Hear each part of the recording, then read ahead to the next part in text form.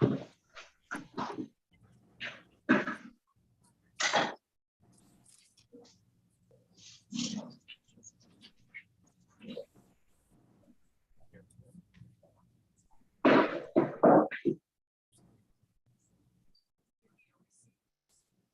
It's all right. Close that too.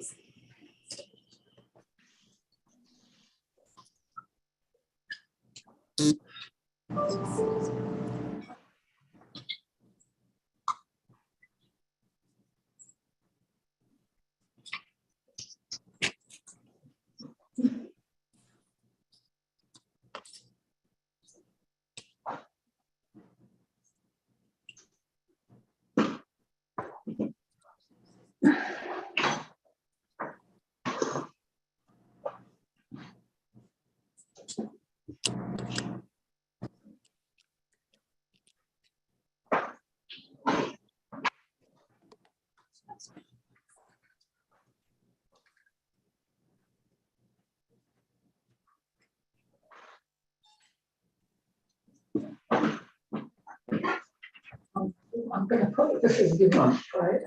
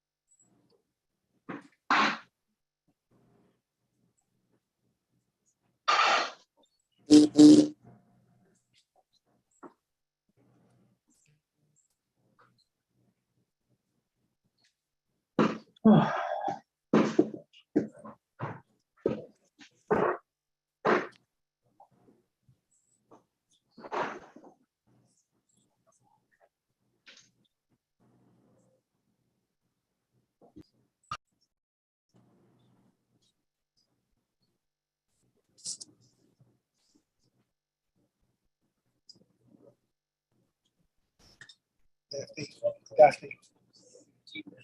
Kendra. Kendra. Kendra.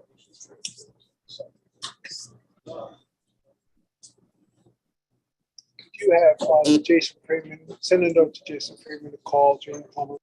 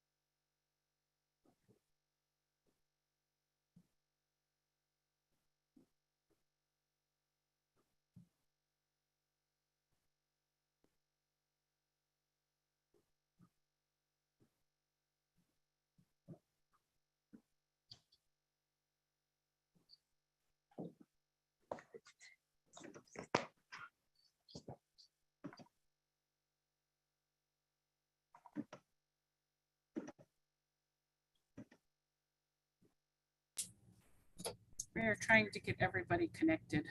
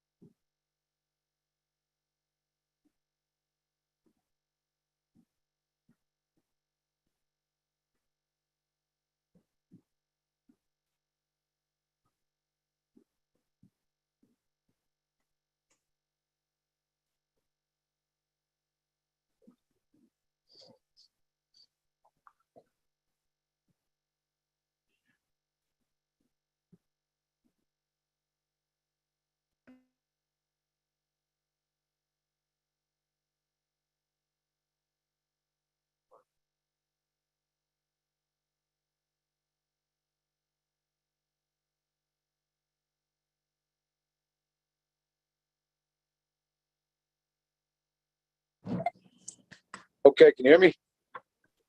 I can hear you. This is Rexanne.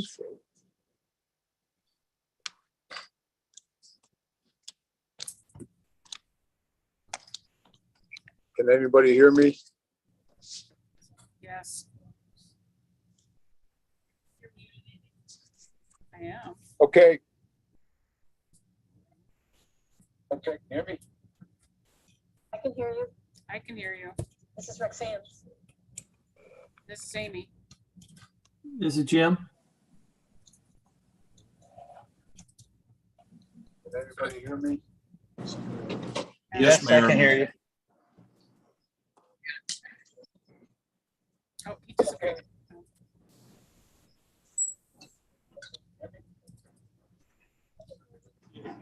Let me go. Jim.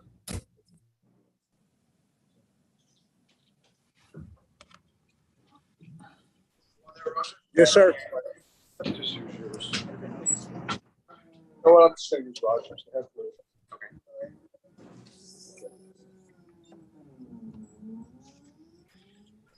All right, can everybody hear me and see me there? I can hear you, Ray. Okay, Yes. I'm just gonna come out here and use Roger's. Apparently, they can't get mine to work, so we'll call the 2 o'clock meeting to order at 2:11. All right, are all council members present? Yes. Yes. Is the town attorney on there? Yes. Okay. And the town clerk I can and the hear town you. manager is here. So, town clerk, if you'll give the invocation, we'll get started. So we'll call the 2 o'clock meeting to order at 2:11. All right. Are all council members present? Yes. Yes. Is the town attorney on there? Yes. Okay. And the town clerk and the town manager is here. So, town clerk, if you'll get started. So, we'll call the 2 o'clock meeting to order at 2:11.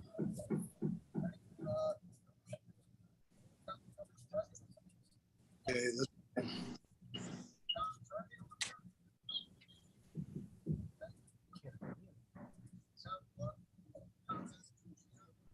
Okay, town clerk, you're gonna give the invocation? Yes. We thank you for this time and for this beautiful day. We ask to be blessed with wisdom as we discuss our strengths and our weaknesses. Help us to work as a unified team as we listen politely to others' points of view, celebrate our diversity despite our differences, and boldly steward Fort Myers Beach towards a bright and healthy future as we Okay, work town clerk, you're gonna together give the invocation? on our shared mission. Amen. We thank you for this time. and Okay.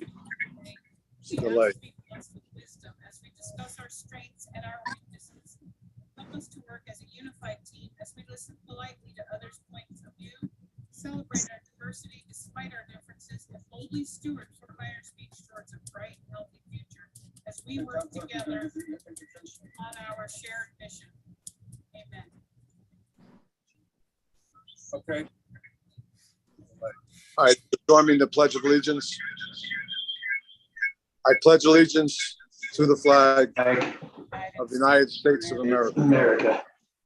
and to the To the republic which it for which stands, it stands, nation, one under nation, God, God, indivisible, indivisible, liberty and justice for all. justice for all. All right.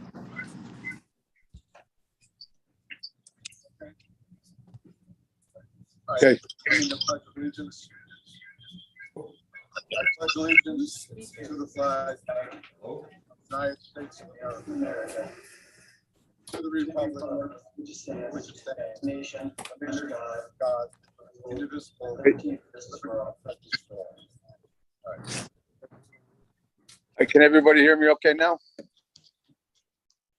I can hear Yep, I you, can Ray, hear but you. everything keeps repeating. Yeah. Is it still repeating now? We're working on that. Jacob should be coming. Okay. All right, let's give this a shot. And is there a motion to approve the final agenda? So moved. I'll second. It's been moved and seconded in discussion. Any objection? The motion carries unanimously. Everything keeps repeating. Yeah. Okay.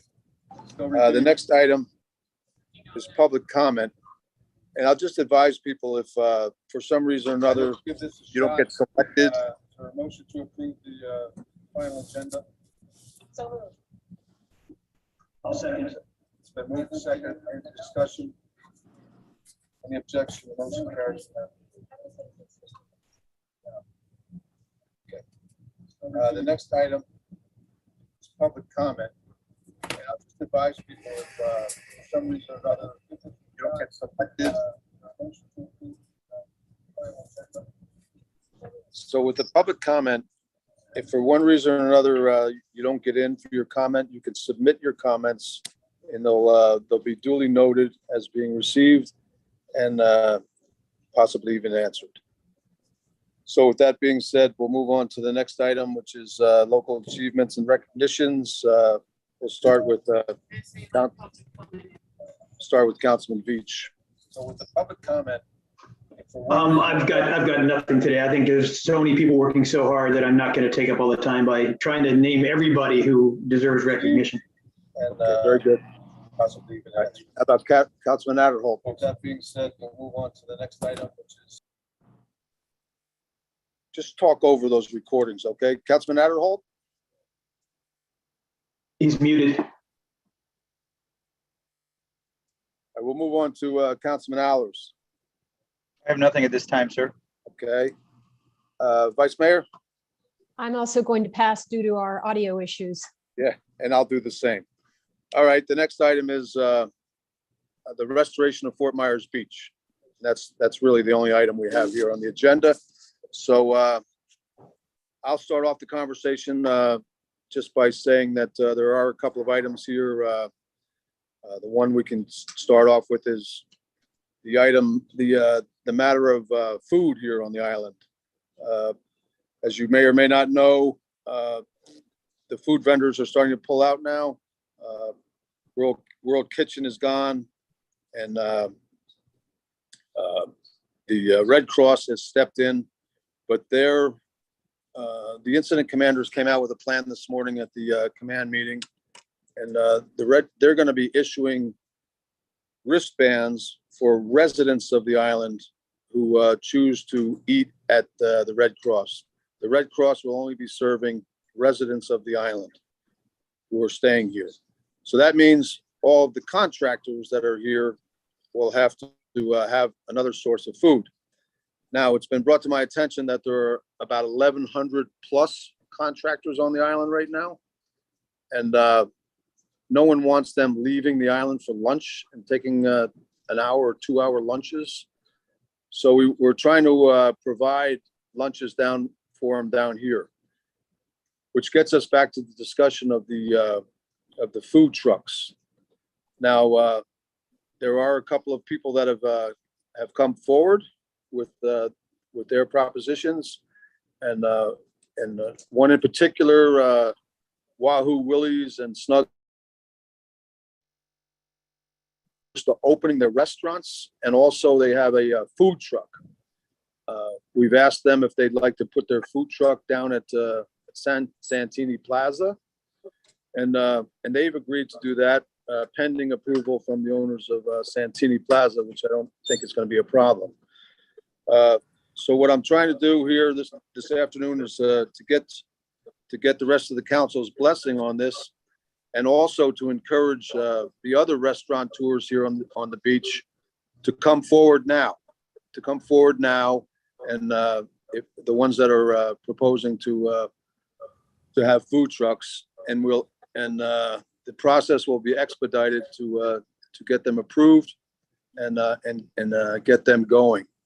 Otherwise, if no one steps forward or a shortfall is, then we'll have to open it up to outside vendors and restaurateurs off the island, which we really don't want to do. And we really want to keep it here for the people on the beach. So I'll leave it at that, and then whoever wants to comment on that, feel free to jump in now.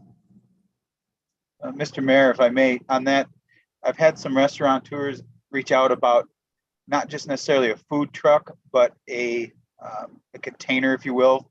I don't know what you would call them, but like a pod, but you could serve food out of. it's still something that can be moved if it needs to be moved fairly quickly. I don't know if that's something the council would want to entertain. To me, it seems to make sense. There's an issue with some of the vendors that have liquor licenses that may or may not want to extend that service as part of their food, but they're not allowed to do that out of a food truck.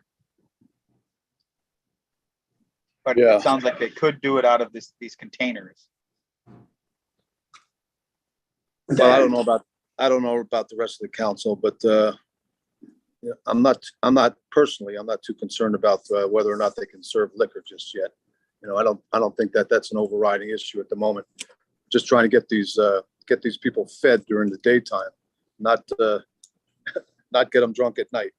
So I certainly don't think that was the case. It was more of trying to make the plan, because some of these things have to be planned out. It takes 2-3 months to get in coordination. So they're just looking for direction from the council as to what we would be okay with, what we wouldn't be okay with, so they could start to plan, as opposed to just coming forward and saying, yes, we want to do it. They want to know what they can and can't do. so that's So a question, hold on a second, Mayor, I've been trying to get this question. And so just a clarification from you, Dan, is it your belief that with a container, they would be allowed to serve liquor? But I assume it really is about what property they're on, right?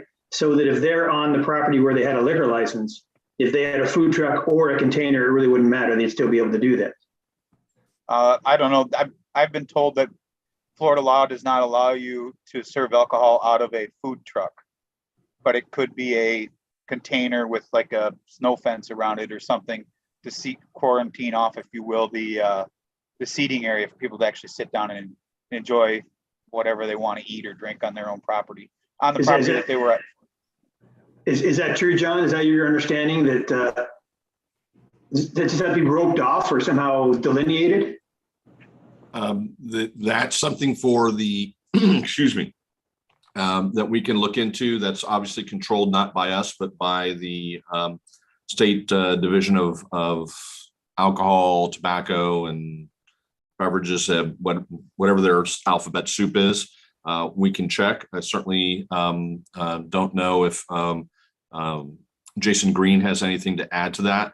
I would take the opportunity to tell you that as it relates to what I would call traditional food trucks, the ones that come in and the ones that I think is the immediate need, whether they're the ones that sell out of the truck, for construction workers, or a branded one.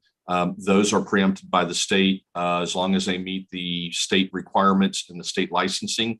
We have, they're certainly able to come into the town and to sell. But I think we're making a distinction here between traditional food truck, which is the immediate need and is regulated by the state, versus, and I know this is an oxymoron, temporary permanent,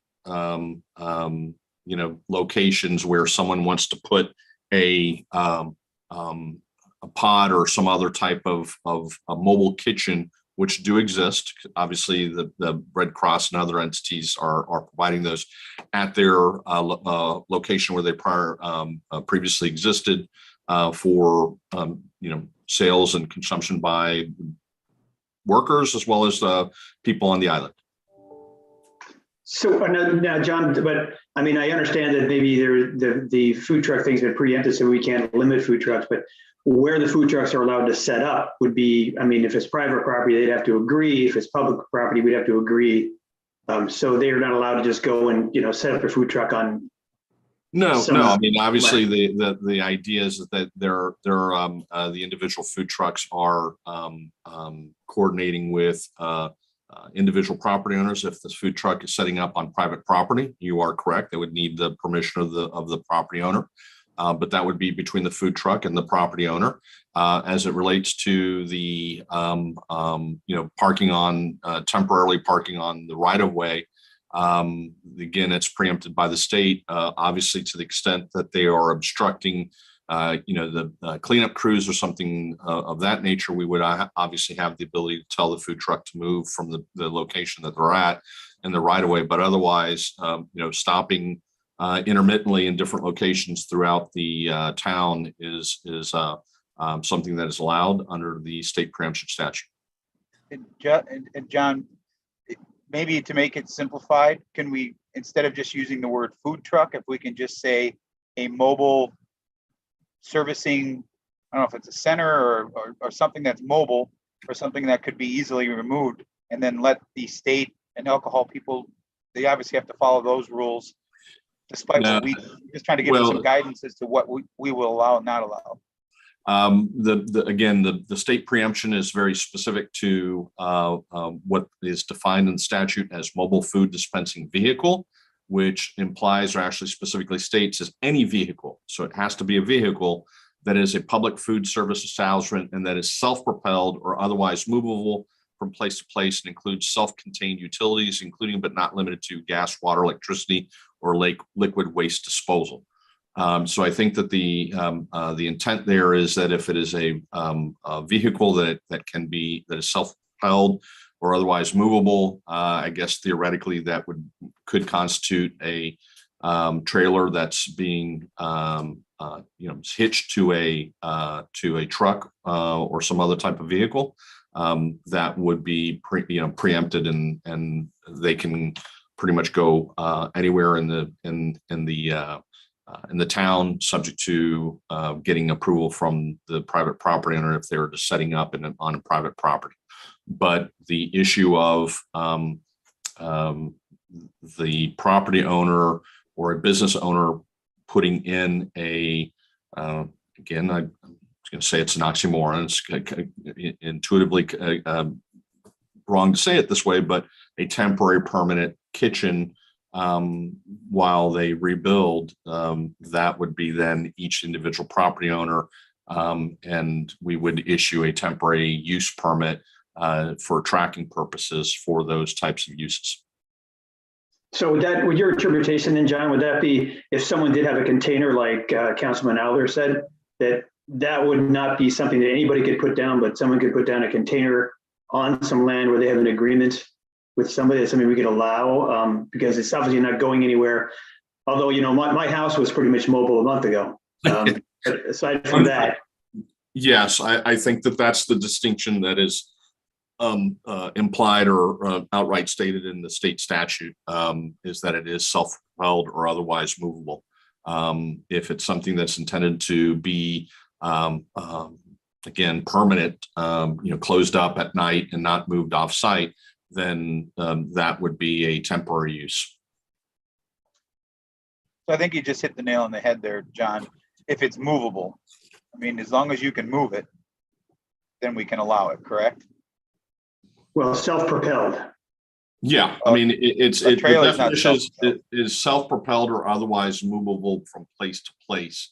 If the intent is, again, a particular business owner, previous restaurant that existed in location A, and they want to put in for all intents and purposes, a permanent temporary kitchen, and set up some outdoor seating and tables and umbrellas for people to eat at that location while they rebuild, that would then be treated as a temporary use. Can you get that in some sort of ordinance or resolution that we can officially vote on? Yes, we're already working on the form for people to come in and fill out the paperwork, so we can keep track of them. That's done. That form is ready. That form is ready. Yeah, I mean, it needs to be tweaked, Mayor, in the sense that the form actually refers to food trucks, which, as I said before, is preempted. So we just would ignore that one. Well, the structure is there for your review, and yes, it is. You can scribble it up as you see fit. Yes, sir. But it's ready to go. And where can the restaurant owners or the landowners find this form, and where do they submit it? I defer to staff. Roger. Hold on a second. Okay, so the form is was drafted out, was given to John for review. And as soon as we have John's comments, we can post it on our website, and it'll be downloadable, and people will be able to fill out and send it back to us. So hopefully before the end of the week. Sooner. So Great. maybe tomorrow. So we're good with that? Anybody else have anything to add to that? Not in regards to the food truck, but I have a couple other items if, Well, no, we're gonna move on to other items here. I just want to make sure everybody's good with that so far. Okay, in regards to that, I don't know if we had talked about kiosks at one time and tents at one time, but we're gonna stick with the truck, then the food truck, I guess. So that'll be all right. That'll be that. All right. What? Well, just before you move on from that, Mayor, that's kind of interesting because, I'm sure, and I know that tents are kind of a pain for people because they have to, set them up and tear them down every day. But I also think for some restaurants, probably a food truck may be cost prohibitive. So I don't know if we want to word this anyway, particularly like if you're like, I'm guessing Santini Plaza would give preference to their restaurants who have been paying them rent. And if there's a way to get them up faster than them investing in a food truck, I'd like to investigate that. Like putting grills out front, that sort of thing, and like, for example, Sky's restaurant, when they had farmers markets, I've been down there and they set up at a tent. Now they had a restaurant, to feed it. 100 feet away, but lots of people do that. Like with our, when we do the Taste of the Beach, a lot of restaurants are pretty much already have the equipment to do that. And if that's the way they can be up quicker, then I'd like to keep that option open for them. Well, why don't we do that? And we'll wait for the entrepreneurial spirit to kick in and see if the restaurateurs get back to us in the next several days, and we'll listen to their suggestions. If that's all right. Mr. Mayor. Mr. Mayor, Yes, sir. just one additional point. You had mentioned other types of businesses, and I think we all agreed last time to, if a business is so motivated to allow them to fill the void, for example, a hardware store on the beach, if they want to set up a tent with, sundry tools, et cetera, and other supplies. We don't have a CVS, we don't have a Publix. So if another store or business wanted to put up some kind of a kiosk or tent, I think we all sort of agreed that would be a possibility we would consider. Is that fair? Yeah, sure. I think so. If again, giving first preference, I think we can all agree on like the restaurateurs. Give them the first crack at it, and if they want to go forth with something sort of kiosk and that sort of thing, I don't have any problem with that. I was thinking of other commercial businesses on Fort Myers Beach that maybe a hardware store, other retail store that might want to set up a tent or a kiosk to sell various retail products that might be of need on the island right now, and kind of fill that void and also fill their void a little bit. So that'd be great. Thank you. Yeah. And I think too, Jim, that, there's a lot of businesses that will take a lot of overhead, like if you're a clothing store that are geared towards tourists, but then there's also things like hairdressers who can provide a service that wouldn't need a lot of overhead. I agree. Particularly if they're working on me, they wouldn't need much overhead. But all right. All right, we'll let that one go for now. That sounds good. Sounds like we have some good ideas and good things to move forward on with that. Next, I don't know what we want to hit next. Town hall. Huh? Okay, Rexanne, we'll go around. Anything to bring up? We'll start with the vice mayor. Rexanne, do you have anything you want to bring up? No. Okay. We'll go next to Councilman Allers. yeah, I'd like to touch on a few things if I may. The first one would be permits. That's been a lot of questions out there as to how we can get permits out. I did speak with Roger about this briefly. I don't know if he's had a chance to kind of vet some of the things we discussed, but I would like to follow suit with what the Fire Commission did and make a motion to suspend permit fees for a time of 6 months to allow people to get started as fast as possible, working within the current codes and guidelines that we have in place to start the rebuild. You know, I got to tell you, and I appreciate the thought, but I think it's a fairly, and I understand where you're coming from. I think it's a fairly empty gesture because, you know, the permit fees are not a profit item. They're made to pay for the people who are doing the permits. I would much rather see us, if we're doing a lot of permits, to put more people on to expedite the permits instead of just put a hole in our budget. And because in the end, if you're waive permit fees, it's the taxpayers who are paying for that. So all you're doing is taking money from one person and moving it to another. And I appreciate the sentiment, but I think that you know, it would be better off to keep the money and beef up the permitting office so we can expedite those permits. Well, I think that there's a way to, not to use the word beef up, but streamline the permitting process. As someone that's pulled a lot of permits in my lifetime, I can tell you that it's very cumbersome the way we're doing it now. And we certainly need to figure out a better, faster way to get it done, to get the permits out. We have very experienced contractors that work within the town all the time, and they're ready to get going. And if there's people out there that are ready to get going and are able to rebuild within the codes that we have in place now, and they're certainly wanting to do it, us holding them up should not be the reason we're not starting to see some construction being done. Are you hearing reports of people being held up already by permits?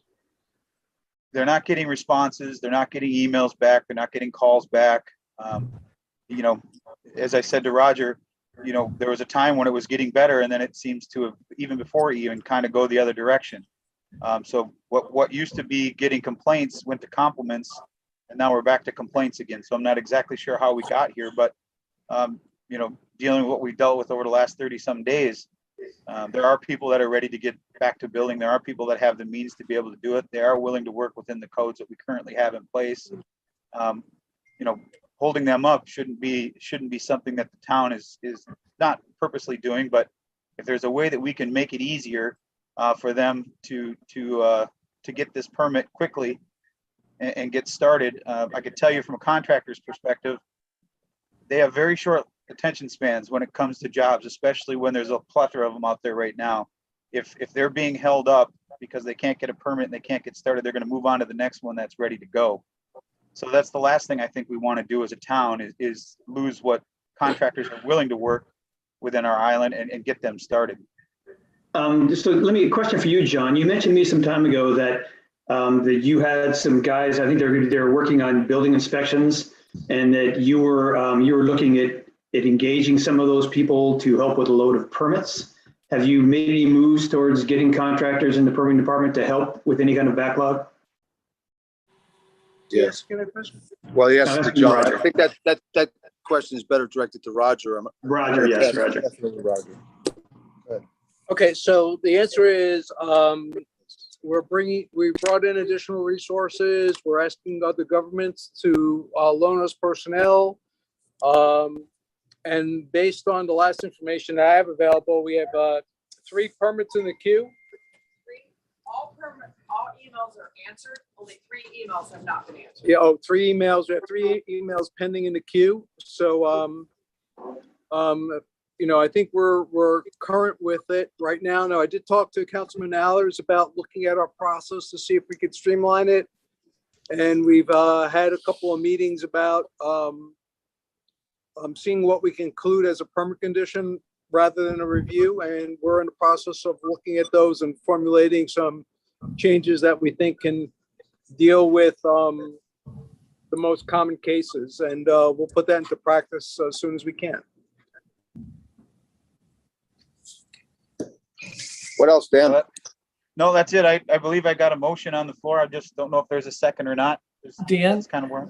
Dan, just a point of clarification. Are you suggesting that we mirror what the Fort Myers Beach Fire District is doing? Is that what you said? Because you said 6 months, and I thought they were doing a 90-day suspension of fees. Am I misunderstanding that? Well, if I misspoke, yes, I would like to mirror what the fire department did. I thought it was 6 months. If I was mistaken, then whatever, I thought they had, but it's been about a month since they did it. I believe it's a 90-day extension. If that's your motion, I would second it. Yeah, if that's what they did, then yes, that's what I would like to do.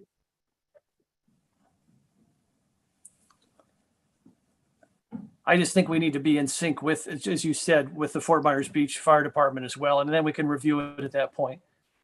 You know, and again, I think it's fairly empty because the people who are paying these fees are also the ones who pay taxes.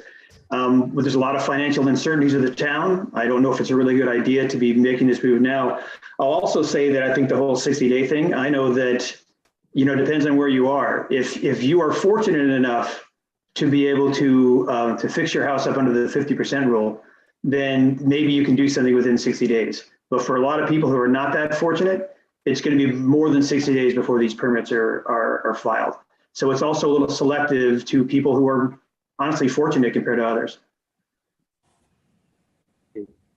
Well, I mean, you know, our residents have gone through a lot of financial hardship. This storm was definitely not there was no economic diversity. It didn't matter if you had no money or if you were completely wealthy. So, you know, I think it would be a small motion to give some of these people a little bit of a reprieve, even if it's you know, only a 90-day thing. At least it will help alleviate a little bit of stress for these people. And it's not it shouldn't be a huge, if they're talking, there's only 3 in the queue that haven't been answered. I don't know that it would be, and maybe Roger can opine on that a little better, but a huge financial thing for the town. But it would promote hope. It would promote getting people back to work. It would promote, you know, people seeing that we are building back. We are moving swiftly. We mean what we say, and we're following through with it. See, Dan, waiving the fees does really nothing to expedite the permitting process. In fact, I would say it's the opposite, because then it becomes, the budget is more constrained. So if you're looking to expedite permitting, I think that keeping the fee structure as it is, so that our staff can be brought up to be proportional to the load, because there's going to be thousands and thousands of these permits coming through, thousands of them. Maybe not all in the first 90 days, but almost everybody is touched by this and will need a permit. Any other discussion? Okay, go ahead, Dan. No, I mean, I think we'll just agree to disagree on this, and we both made our points, and I'd like to hear from the rest of the council, since we got a motion in a second, and see where we lie. Is there any other further discussion on this? Hearing none, I'll call for the vote. All those in favor signify by saying aye. Aye. Opposed? Nay. Nay. The nays have it. Okay. Who's next? Bill, do you have any item? I got a couple more, Mr. Mayor, if you don't mind. Oh, I thought you said you were done. I'm sorry. Go ahead. No, that's okay. And I'll try to make them as quick as possible. I've been hearing from, you know, residents, as I'm sure all of us have, about, you know, the curfew, 7 p.m. to 7 a.m. And there's been some will to want to be able to, when they're done working for the day, to be able to leave the island to get, you know, a hot meal and maybe forget about the tragedy for a few hours, if nothing less. But they don't want to do it because they can't get back on the island. I would like to make a motion to implement our hurricane passes to residents only that want to leave the island to go get something to eat and come back on. That with that permit pass, they're allowed to do that past the 7 p.m. curfew, but residents only, not contractors, not visitors, residents only. We have the passes in place. I think that could be a good use for that. I'll second that. So the idea, though, it wouldn't just be for residents that are currently living on the island. It would be any resident with a pass. If you have the purple pass, then you should be able to leave the island and go get some dinner, get some normalcy. Because if anybody, you know, when you do get off the island and you go 5 miles off the island, it's like nothing ever happened. So, it does recharge your batteries a little bit if you want to choose to do that. Not everybody will do that. But if those that want to, that are residents on the island and have that pass, I think that's a freedom that they should be allowed. Okay. I have a question. Okay, Dan? go ahead, Rick. Go ahead, Rick. Dan, Have you verified with the sheriff's department that they would be willing to enforce this? I have not, but if we can give them direction, they seem to be amenable to whatever we ask them to do. And I have not talked to them about it, but I certainly would. I haven't heard that they were amenable to other requests that we've made. Well, every single request we've asked them to do, close the island, open the island, close the island, open the island, they've adjusted and they've mobilized very quickly to make it Right, happen. but they weren't willing to partially open the island and check people coming on, et cetera, et cetera. Well, it's So not this there in would my be, opinion. this would be, they would have to allocate people toward this, not just have someone there stopping people.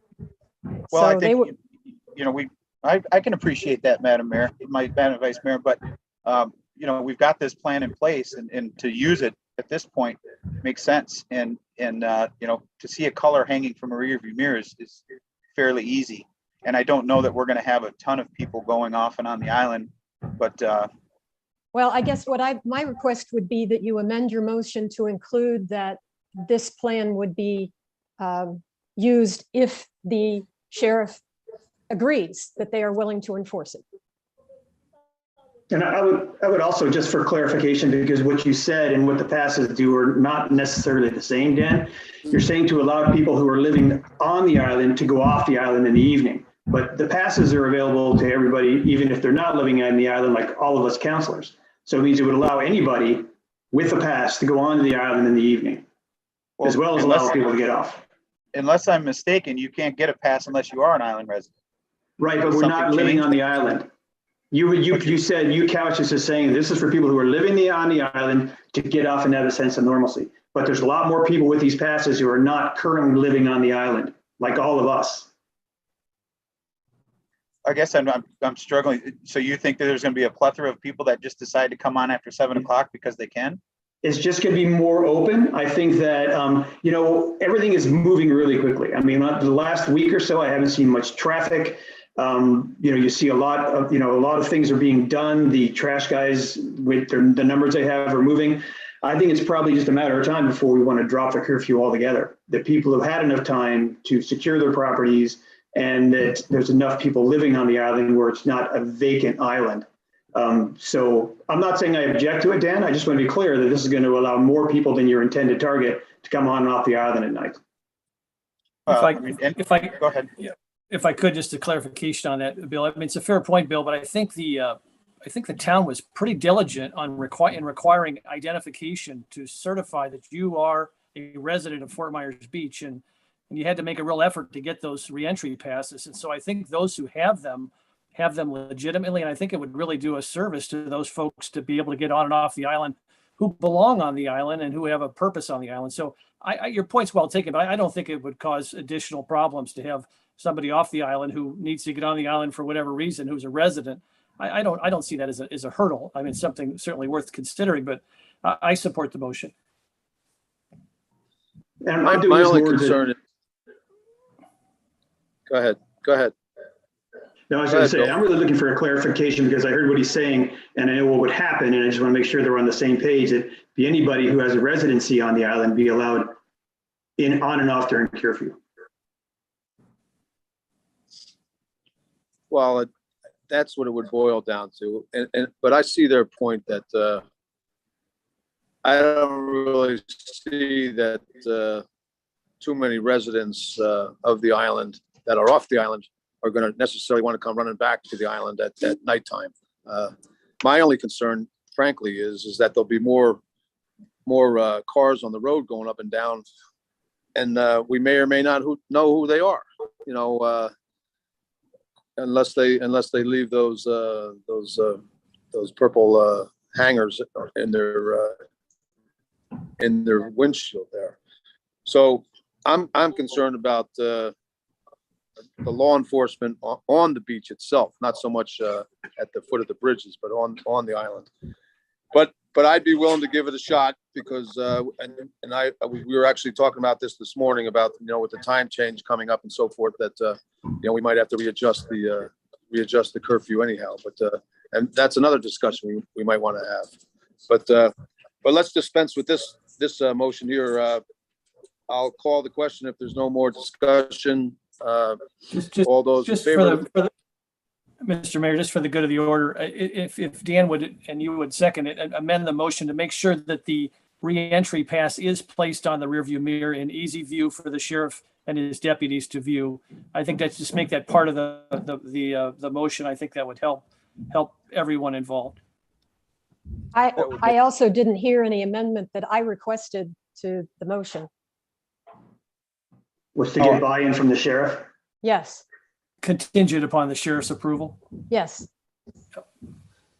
I will amend my motion to include that Councilman Adderhall just added to make sure that the pass is hanging from the rearview mirror.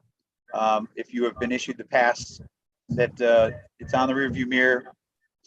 This is subject to Lee County Sheriff's approval. Thank you, Dan. And then Jim, do you need to amend your Okay. second? I think the mayor what- seconded it, but I'll what- sec. Okay, sorry. I did second it, but what would the hours be for that? Well, it wouldn't change the curfew. It would simply just change that if you are out past the curfew, that you are a resident, whether you're just running down to use a shower or you're, running to grab something to eat and you're coming back on, that you have to have that pass displayed on your rear view mirror for the Lee County Sheriff's working on the island to be able to identify who you are. So the curfew would remain 7 to 7 right now until further notice? Or, yes. Okay, everybody all right with all that? All right, then I'll call the question as the motion as amended 2 or 3 times. It's been moved and seconded. It's been discussed. All in favor signify by saying aye. Aye. Aye. Aye. Nay? The motion carries unanimously. Okay, what else, Dan? Just 2 more quick things. The people that are working on the building that Madam Vice Mayor had talked about a while back down by the 7-Eleven on the south end, the 6200 block area, reached out to me yesterday about potentially using that site as the town hall for the next 18 to 24 months. I spoke to The one that Roger I about it brought up earlier. the one that I brought up at the last meeting? Yeah, it's same. I believe it's all the same building. Yeah. That's what I thought. Okay. They said that the top 2 floors are ready for office space and could house our staff. The first floor has been mediated and ready to be built out kind of however we would need it should we choose to want to work with them. And they said about 30 to 60 days they could have it up and running. So I passed the information along to Roger. I just wanted to give everyone the heads up. If they're okay to do that, we could direct Roger to enter into talks with them and bring back what he finds. I guess my question would be, the last I heard that we were reaching out to the library and I haven't heard an update about that. Sure, this is just another option. This is just another option to pursue. Roger, you want to comment on the library? Okay, with respect to the library, we went there with 2 of their employees. We walked the facility. When I say we, it's myself and the town clerk. And to my knowledge, they haven't gotten back to us with anything concrete. The only space they would have available to us would be the 3rd floor. There would be no elevator.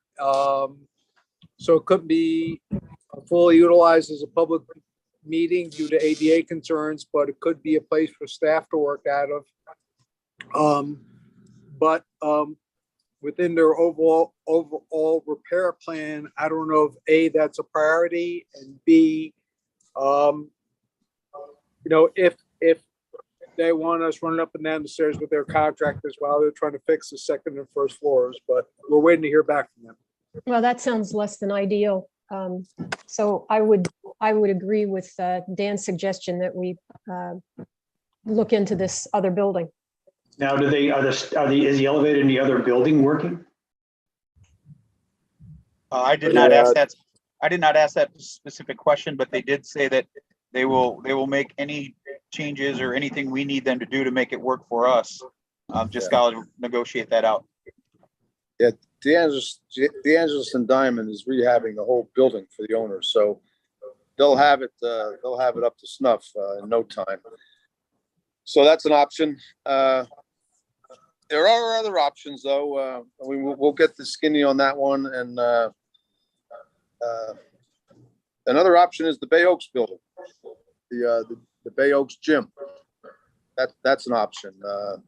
That building can be rehabbed on the inside. The building itself is in good shape, and everybody could be housed in there for the time being. And I think Roger's exploring that possibility as well. So there are choices, and also the incident command team, the guys from up in Jacksonville.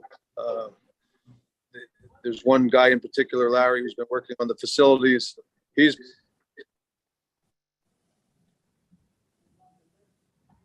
Sorry, you froze there, Mayor.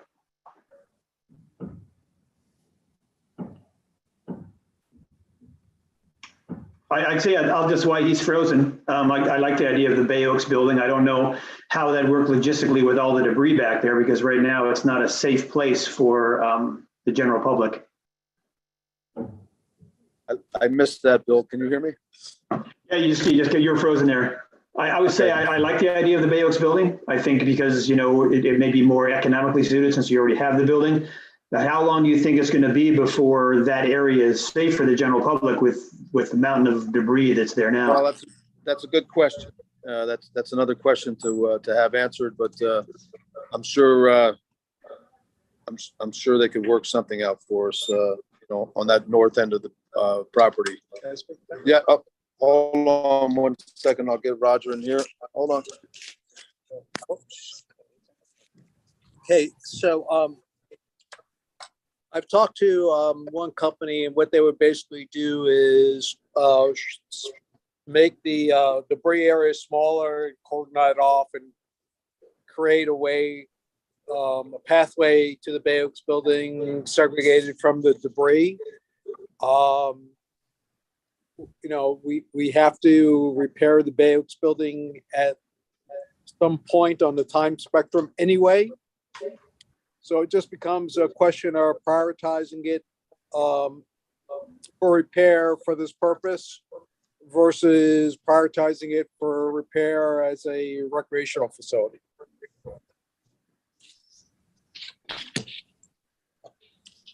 Okay.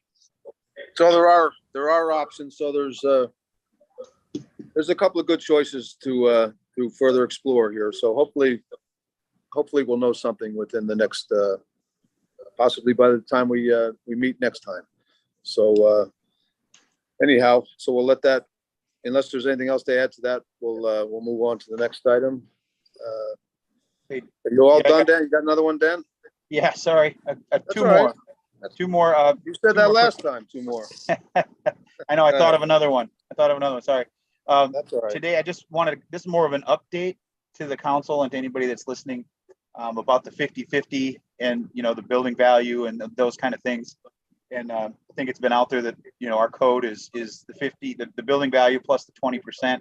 At the county commissioner meeting today, they discussed and advised to send that to the LPA, who are going to be meeting on Monday, as to the building value plus whatever percentage they recommend. So there was talk amongst the commissioners today of anywhere between 5 and 30% above that building value. And then they called a special meeting on Tuesday to make a final decision on what percentage above that building, if any percentage above that building value, would be implemented. So I thought it was a very important piece of information that we need to get out there to keep an eye on. Should it go even better? Maybe that's something we need to look at to stay in line. Matt Caldwell was there also and spoke to basically how important it is, with the FEMA regulations to kind of stay in line and because at the end of the day, we all pay the taxes to whatever the new flood rates are going to be. So I just wanted to get that information out there to anybody that maybe didn't know that that's what the discussion was. And we should have a final answer as to what their final plan is going to be on Tuesday of next week. That's so. What you're just to clarify, and I gotta tell you, Dan, these are really good ideas. And as your list is getting longer, mine's getting shorter. So you're saying that they are instead of the 20% over the value, they're throwing out numbers from up to 30%. Well, what they're doing, I think, if I heard correctly, that Fort Myers was doing 30%. They obviously know that we were doing 20%. Then I think it was Commissioner Greenwell started out, obviously they want to do as much as you can. And we're not going to be able to help everyone through this, but every little bit helps. And I believe he started at 5%. And then as the discussions went on, it was anywhere between that and 30%. I certainly don't want to speak for them, but they're going to send it back for discussion at their LPA level and bring it back on Tuesday to vote on it. So we'll know exactly where it stands. I just think it's something that we should pay close attention to and see where it goes. The only, and I appreciate I've certainly done remodeling with the 50% rule, and I understand its intent and its awkwardness. But I think it's important we don't, even collectively as Lee County, that we don't, after a big disaster like this, when FEMA is paying, millions and millions of dollars for cleanup, that we don't, push them too far. It won't be Right. called the 50% rule for much longer if they keep doing that. Well, even Dan's calling it the 50-50 rule. Anyhow, okay. All right, we'll Um, move on. Yeah, and then the very last thing I had that was brought up, and I did talk to Roger about this already. If he can opine on it for anybody listening, that got some people in the condos that have reached out about they've received their structural and their electrical sign-offs for the building, but they're now being informed that they have to have one for each individual unit within the condos. Roger gave him he was going to check on it for a few days. I just wondered if he had any update on if that is in case us sending that out, or if it's the fire department, or if it's just not true. Well, I can tell you what I was able to find out. I wasn't actually be able to find out where that was originating from, but what I was able to find out is that for the iandebriscleanup.com website, whoever is listed on the property appraiser's record as the owner of the property, that's who they'll take authorizations from. Okay. That's that in terms of that. Now, I believe in some cases, FP&L may want to know some information like the individual units, but I can tell you that from the cleanup point of view, I confirmed with Kevin Guthrie that whoever the property appraiser lists on their website, whoever represents that entity is the person they'll take authorizations from. And that certainly makes sense, but I think this was more about receiving power to each individual unit is where the miscommunication seems to be happening. So if we could get some clarification as to if the building. That's FP&L. I think that's FP&L, and I think that may be. I don't know if that's a case where there's individual units who have meters or what is driving that decision, but we can try to get FPL to come give you a report at your next meeting about that. Yeah, if we can get some direct, clear communication or clarification for these condo owners, if we can get it to the association presidents or the associations in general to disseminate that information out to their residents so that they're clear on what the policy is, that whether it's FPL or us, or just so that they I can tell you it's not us. So let's be clear. So let's be clear about Very that. So we don't start any misinformation. We're 90% sure it's FP&L, and we'll ask them to come to your meeting next week and brief you on what it is and why it is they need that information. All right. Thank you for the clarification. That's all I have, Mr. Mayor. And just along a similar vein about the right of entry, Roger, so if there's some private streets, and I get a lot of communication that they're not getting debris removal, now is there like an HOA that needs to enter into the right of entry agreement to allow them to apply for the debris removal from FEMA? Hold on 1 second. Hang on, we're getting a charger here. Hold on, we got to charge up here.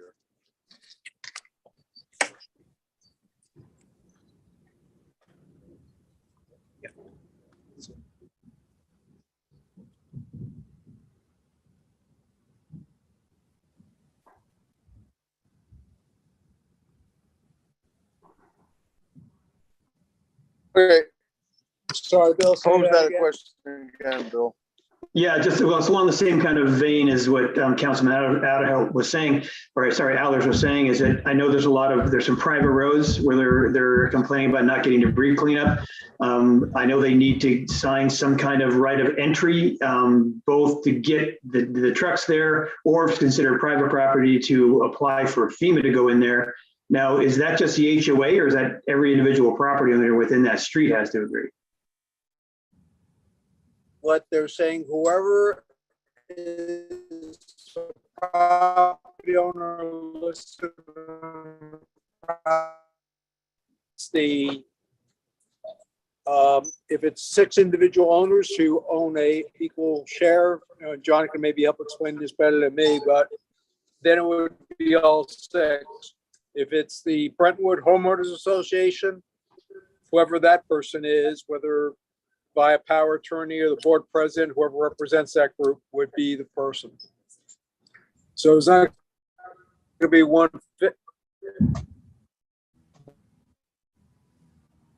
set answer for every situation. Okay. Okay, Jim Adderholt, what do you have on your plate? Anything? No formal motions, Mr. Mayor, but if I could just have the town manager's attention, I've got some rapid fire questions from various constituents. These are all questions that have been asked more than once. And so we'll just kind of go through these quickly if we could. Roger, is the town towing cars? And if they are, where are they taken? Town is not towing cars. I believe the cars that were parked on the right of way were taken by the Lee County Sheriff's Office, and people can contact them for information where to pick those up. Thank you. The next question is, can and do United Parcel Service, FedEx, and Amazon, are they delivering to the island right now? Does anybody know? No, but we can check. Thank you. Haven't seen any of their trucks down here. I have seen trucks. Okay. I've heard a mixture of rumors about that. Just curious if there was any formal information on that. I've actually seen them. Okay, great. Thank you. With respect to energizing homes, what's our rough count on our number right now? Roger, do you have a sense? I think you have to 650 homes energized, according to Daphne Saunders.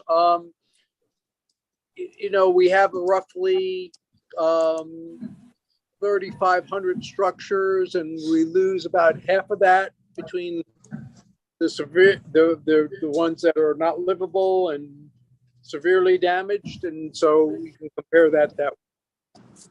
Just more informational than anything else. I know we're doing a great job the town's done a great job on the water piece. Could you just take a second and explain how quickly the wastewater follows the water progress? Sounds like we've made some progress on the wastewater front. You would just give us a brief update on that? Yes, my understanding from Lee County Utilities is that they have their system up and running. In some cases with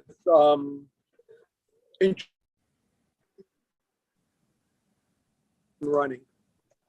That's was as of yesterday. Could you say it one more time, Roger? You kind of cut out there a second. According to Lee County Utilities, who runs the wastewater system, as of yesterday, they report their system is up and running. They have put in some interim measures to keep it up and running, but they have it up and running. What does that mean from a practical standpoint? If you have water, is wastewater a week behind, a few days behind? Just from a practical sense, could you give? Right now, it's not behind at all. They have some parts and things that they've done some workarounds to keep running, but it's running 100%. That's great. That's excellent news on that front. Is there a rough estimate on how long folks will have to boil the potable water, or is that still unknown? It's unknown at this point. Now that we've just completed having water availability to all the houses, we'll begin the rigorous testing requirements to see where and if we can reduce the 100% boil water donors down to certain areas or not. But that'll be happening over the next week, 10 days. Jim, before you move on from that, can I just ask a follow-up question on that to Roger? Please. some people have messaged me today that they had water and now the water has been turned off to their street. Are we doing some maintenance on some of the streets? That's why their water is off now? I'm not aware of any streets that have water off unless there's no houses that can receive water on their streets. I did get one complaint about low pressure, and we're checking on Widgeon Terrace that we're checking into, but I haven't heard of any of the. Yeah, I had two constituents message me today and said they had water, but now the water is turned off at their house and they're just not sure why. They had it for a couple of days and now it's off. I don't I'll know. follow up with you. I'll follow up with you offline on that. We'll find out. Okay, thanks. Roger, you touched on this briefly, but you want to just give us a brief overview on how the stormwater system held up through the storm and where we are going forward on that? Okay, can I just go back to Council's Ali's questions? You know, if we do have a break, there will be disruptions in service on the water line. So, you know, in some cases we have turned on the water system and it hasn't had a break, but as people begin to use it, cracks become breaks. So there'll be some disruptions as the dust settles. So let's go back to Council question. Sorry, can you say it again? Just you touched on it briefly, Roger. Just give an update on how the storm water system fared after the storm and where we are in terms of being operational. Well, we suspect it's Sandy. So we have a contract that's out for bid right now to basically televise and clean out the entire system, as well as to restore all our swales and ditches. And once we have that contract in, we will run it past the state FEMA, make sure they're comfortable with it, say they believe it to be eligible, and then we'll start that work. Thank you. There was some discussion, you touched on it this afternoon about additional staff coming in for permitting. There was some discussion of setting up a kiosk where citizens could actually come in person and talk to a person about their permitting questions. Is there progress on that front that we could talk about? Yeah, we're looking at getting our third community service area set up at Times Square, and then having a person be available at each of those locations at certain dates, certain times. My microphone is on. But that would be great. Kick that off yet. That would be great. Could you also, at the 10,000 foot level, just one more time reiterate sort of the division of labor / responsibilities for the debris removal? Just go through what the state does, what the county does, and what the town does, just at a very 10,000 foot level. Okay, so the state and Lee County are managing the debris process for the town. So that includes the right-of-way debris that was pushed aside after the hurricane. That includes the debris that homeowners bring out from their property to the right-of-way. That includes the Ian Debris Cleanup.com site for property owners wishing to allow the contractor to come on to their property, remove property. That includes commercial properties. That includes vessels and vehicles and other entitled trailers that are not on the public right of way. And that includes debris in public waters. And that includes debris on public portions of the beach. So basically all.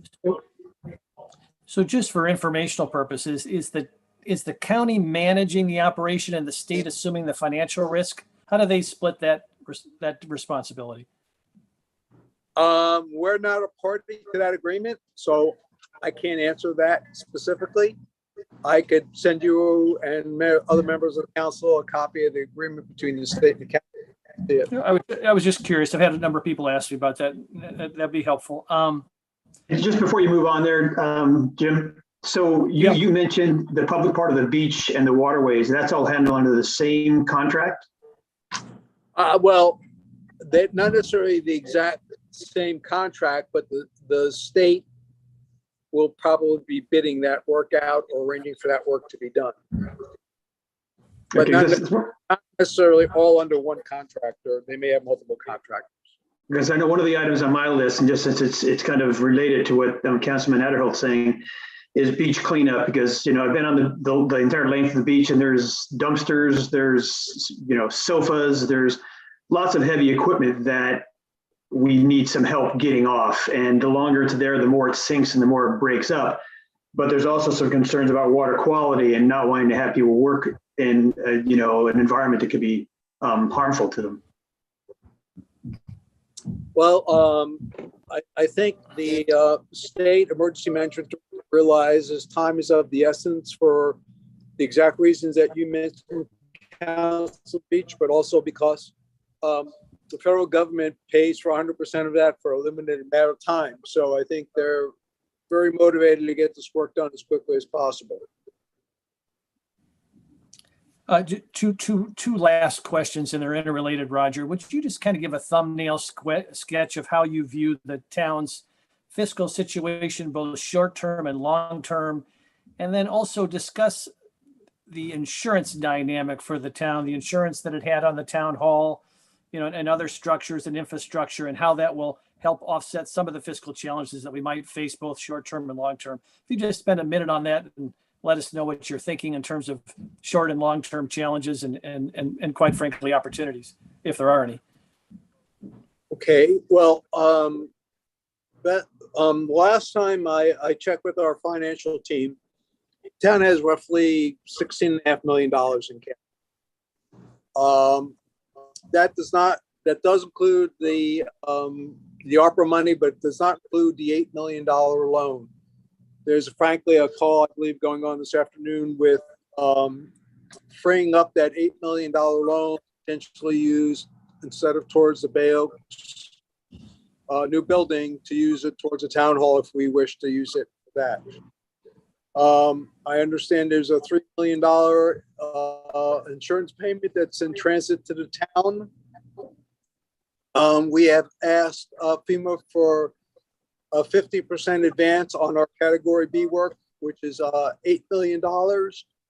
So that's about $35 million in total that we have in hand to address the town's cost with the recovering from the hurricane and, of course, our day-to-day operations. So as someone who oversees the fiscal status of the town, are you sleeping well at night, at least short term, or where are your biggest concerns? Well, clearly I was sleeping a lot better, 40 days ago, but I think the situation with FEMA in particular is that it's not the initial sort of getting the project built or the restoration completed issue. It's really more of the clawback that FEMA potentially does at the end of projects when they inspect the projects.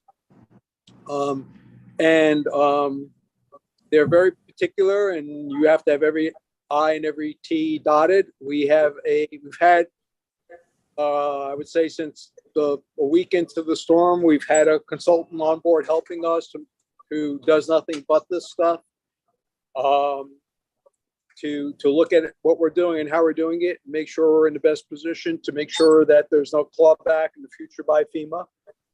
But as we get involved with more and more activities, obviously, we have to be extremely careful. So the other thing is that in terms of rebuilding and replenishing or restoring structures, we'll have our insurance proceeds for whatever they are for that particular building. In many cases, that will not cover the restoration. We will go to FEMA for additional funds to do that. They may knock down their funding by 20% if they feel it's what they call an improved project, which means you're not building back exactly what you had. And then we will try to go after hardening funds to backfill that amount of money. So if we're successful on all three fronts, we should be able to build back at zero or near zero out-of-pocket expense. That's a very helpful. I have no further questions, Mr. Mayor. Thank you. Okay, Jim. Thank you. Bill Veach. Well, you guys have done a good job of clearing my list, but it's not completely cleared. So, Roger, I got a question for you, and that is, yeah, I think you mentioned this to me. There's more for illustration. If people want to demolish their house, do they need a permit?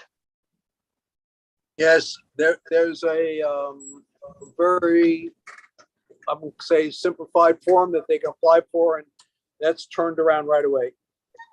Now, how much of your house has to be left before you don't need a demolition permit? Well, how much is left?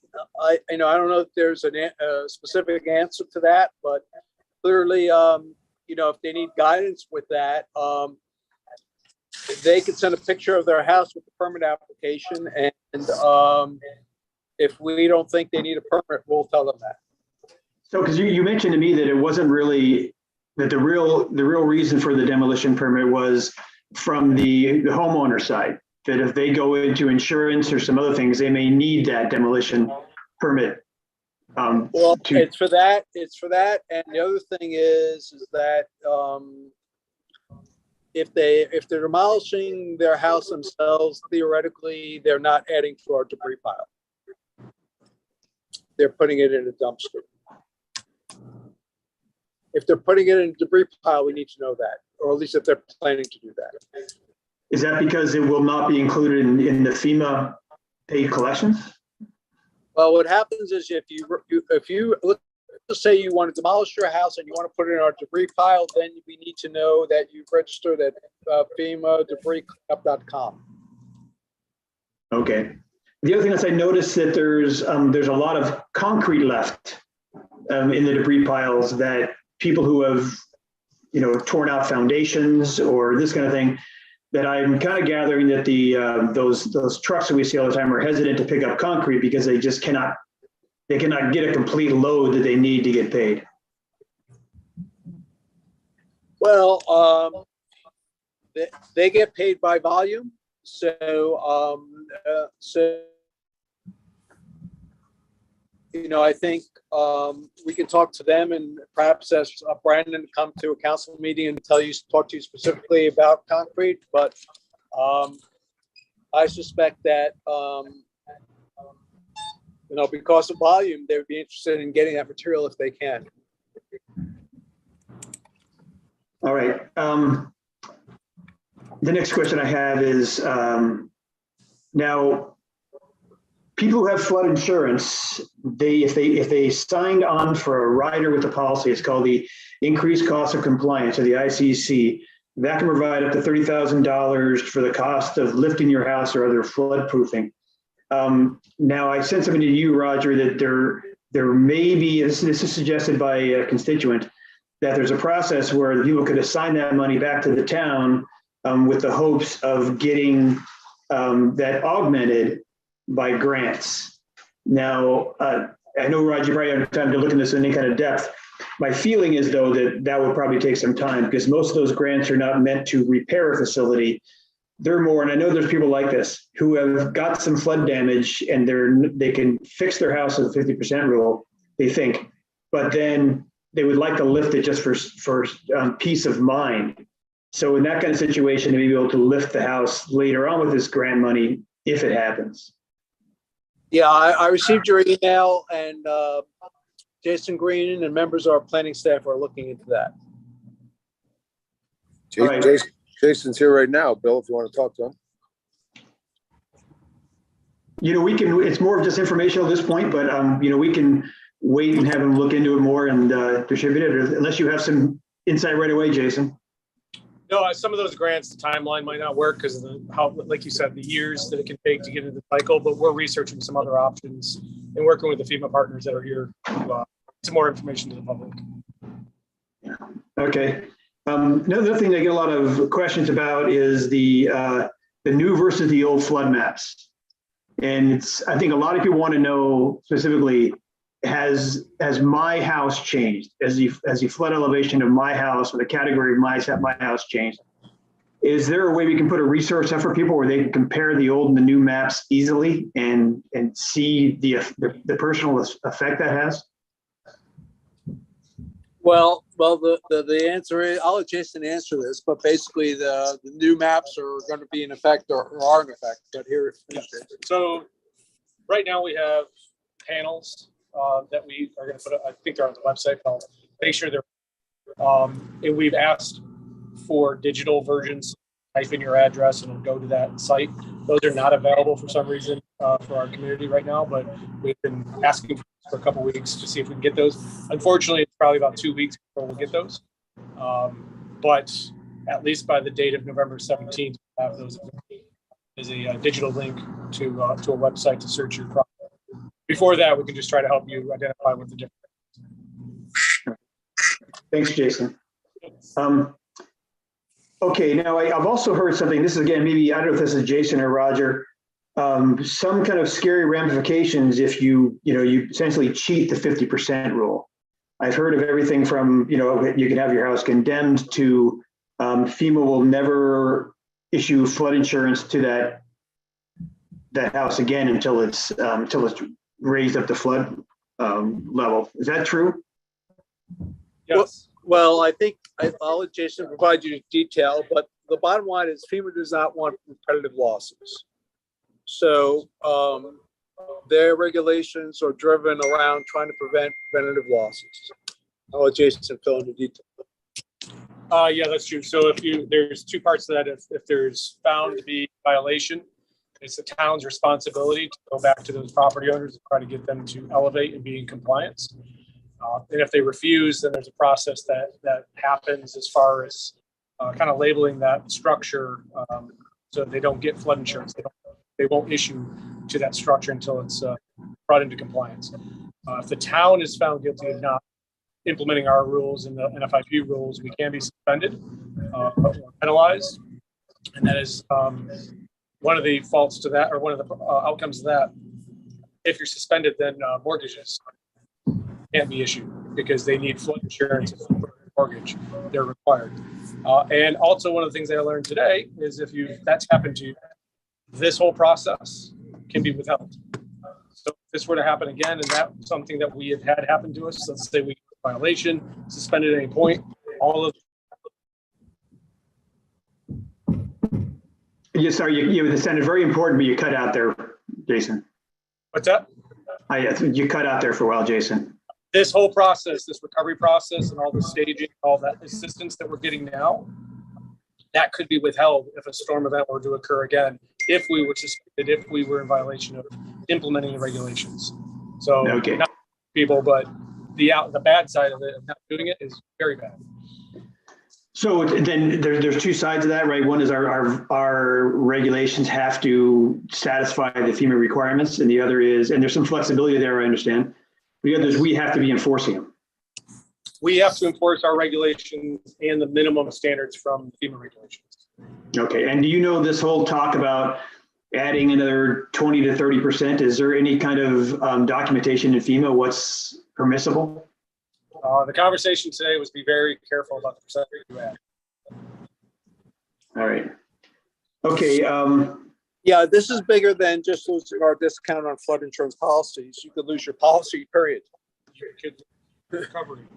So if you're becoming an eligible area for flood insurance, that means that no one can get a mortgage through a bank.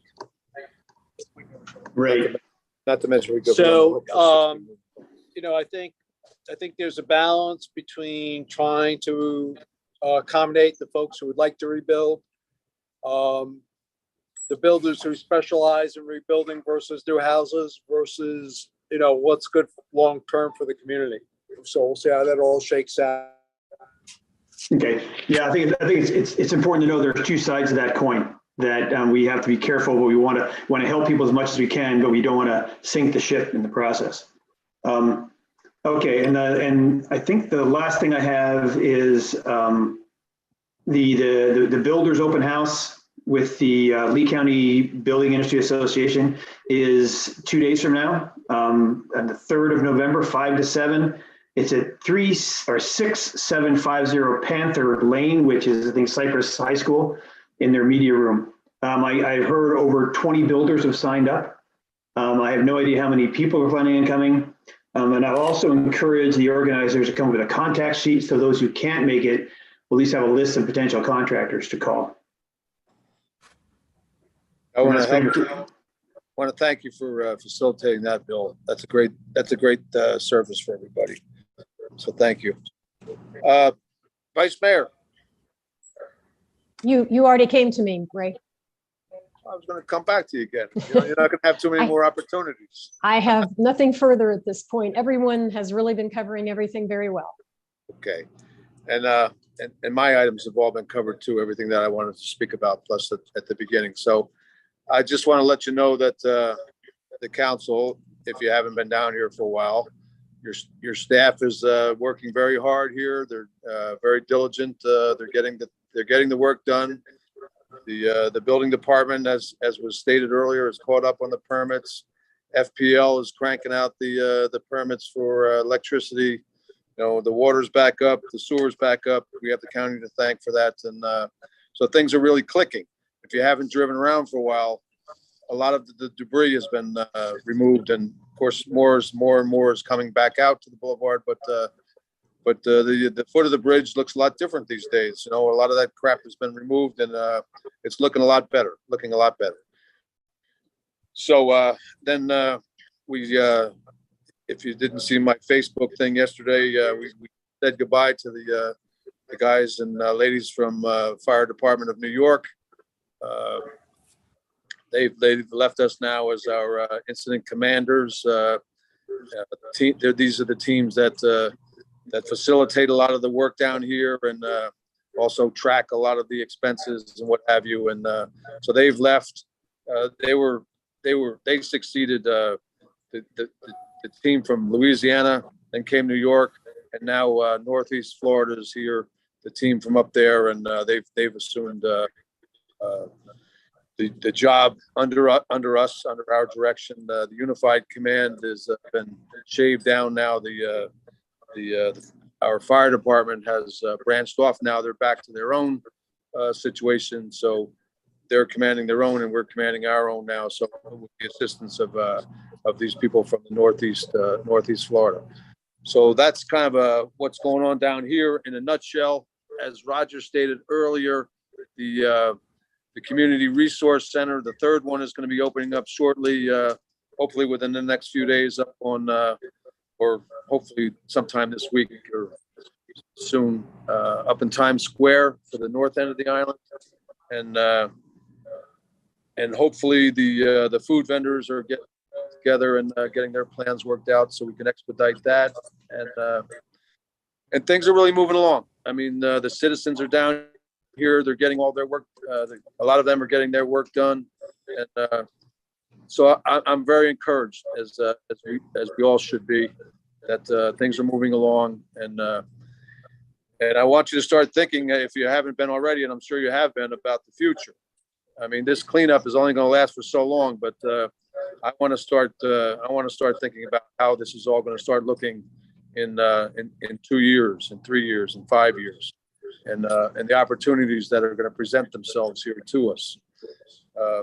I stated on one of these things, I don't know if it was on Facebook or one of these, or an interview or something, that I want to bring in professional planners, designers that can help us facilitate the rebuilding of Fort Myers Beach, Estero Island. Having them come in here and getting the whole community involved, having these charrettes, where everybody comes in and puts their ideas down, and we start whittling down. So we have consensus from the whole community, not just the five of us, but the whole town.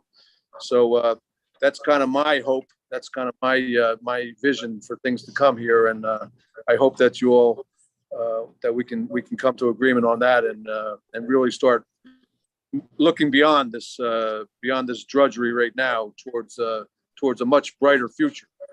Yeah, the new and improved and rebuilt Fort Myers Beach.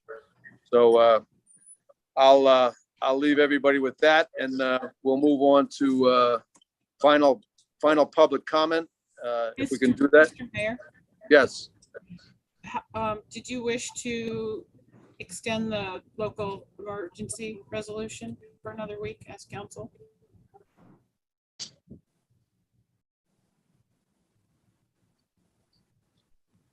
Did we lose you? You froze it, Amy. Oh, Can you hear me now?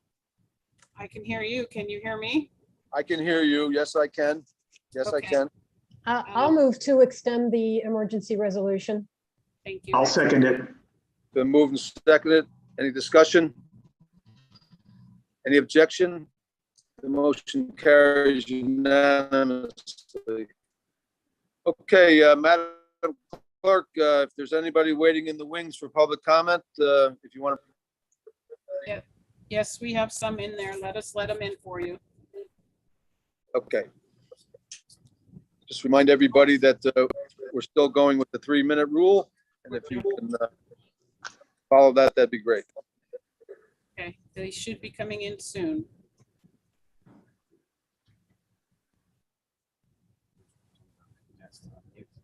And if somebody wishes to make public comment, if they know how to raise their hand via Zoom, we'll let them in afterwards, or physically wave your hand at us and we will find you in the plethora of little boxes we're looking at. Okay, all right. Go ahead, Chris. Chris, go ahead. Yes, thank you. Thank you very much. Chris Primo here with 1035 Estero, which was the sandal factory in Loyola. Also, we also owned the properties where Yotako and Root Shrimp were located, and also where the FPNL is camped Yes. at our parking lot. So Yes. when the the initial word came out about food trucks, we had all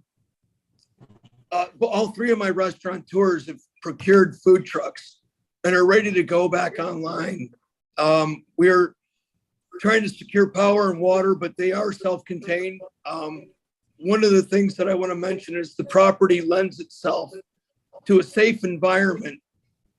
Logistically, it'll be away from construction, and they're also equipped with sanitation for proper food handling techniques, which is very important. We'll be able to get grease removal and garbage removal and sanitation. And so I just wanted to put that out there, that I know there's some people already moving in that direction, but I want to make sure that we have the ability to. Hey, Chris, Yes. do me a favor and call the manager at your convenience, okay? Then we'll facilitate that. Thank you. I want to get these guys back to work. Very important. And I get a lot of phone calls every day brainstorming. So I appreciate Very your time, and I appreciate everyone's efforts. Thank you. Okay, thanks, Chris. Next. We don't see anyone raising their hand, or if anyone wants to turn their video on and shake their hands at us, we'll find you.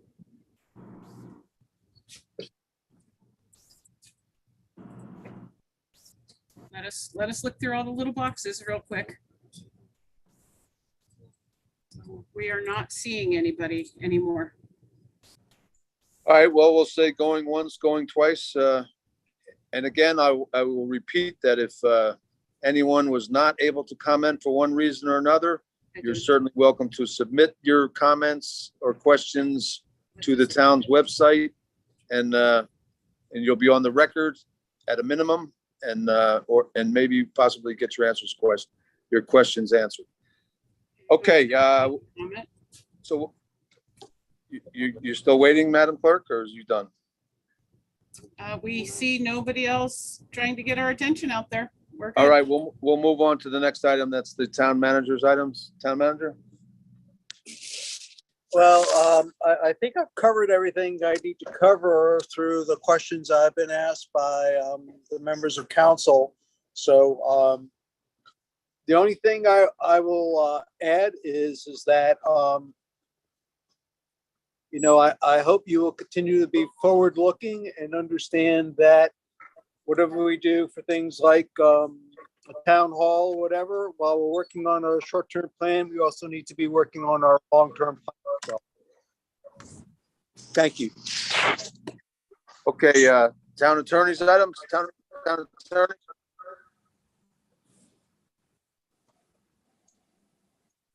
Town attorney, He's muted. Nothing, Mayor, members of Okay. the commission, council. that's a first for a lawyer. He's speechless. Thank you, John. We'll move on to councilman items. I think we pretty well covered these at the beginning, but I'll give you all one last crack if you like. Vice Mayor? I guess at this point, I just like to really praise our staff. I follow many of them on Facebook. So even if I'm not around, I am aware of the extreme efforts that they're putting in, working long hours under adverse conditions. I can't be more proud of our town staff. And that's all I have to say. Very good. Councilman Adderholt? You all were kind enough to answer all my questions during the regular program, so I have nothing additional. Thank you very much. Thank you. Councilman Allers? Thanks, Mr. Mayor. Two quick things. John, there's a question about properties that are no longer there that had liens on them from the town.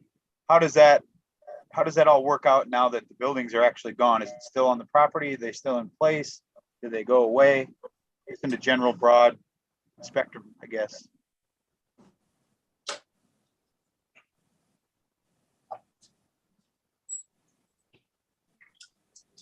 That question was directed at the town attorney. Yeah, there you go. The absent action by the town council, those liens still exist. Okay, thank you. Then the last thing, on a positive note, I had a message today or I got a call today from a resident or a part-time resident from up north that one of their benches that they purchased for their family was found. They'd like to see it get back to the beach and placed. They have a place in Mariners Village over there. They bought this bench for their late mother, father, and sister. So if there's a spot, I know debris is kind of a thing, a little bit of normalcy would be kind of cool if we could find a place close to Bayside Park they want to see that get back to the beach where they spent most of their time and loved being. So if it's okay with council, I'd like to work with staff to try to find a spot for them to be able to place that bench to provide some hope that we're coming back. Sounds good Of course, to me. Sounds good. Very good. All That's all I right. have. Thank you. Councilman Veach? Yeah, I just want to, I tell you, one of the things about looking forward is I really want to thank the people who provided food when there were no facilities on the island and the way they did it and the food was decent. But I'm personally really looking forward to, our great local restaurants getting in there displaying food because it's a lot better than what we've been getting. And I look forward to our great restaurants getting back on the island and feeding people like me. Amen. Amen to that. But I'll tell Okay, you, every time I've come onto the island, you've been there. So you've been living on some weird sandwiches for a while now. And yet I haven't lost any weight.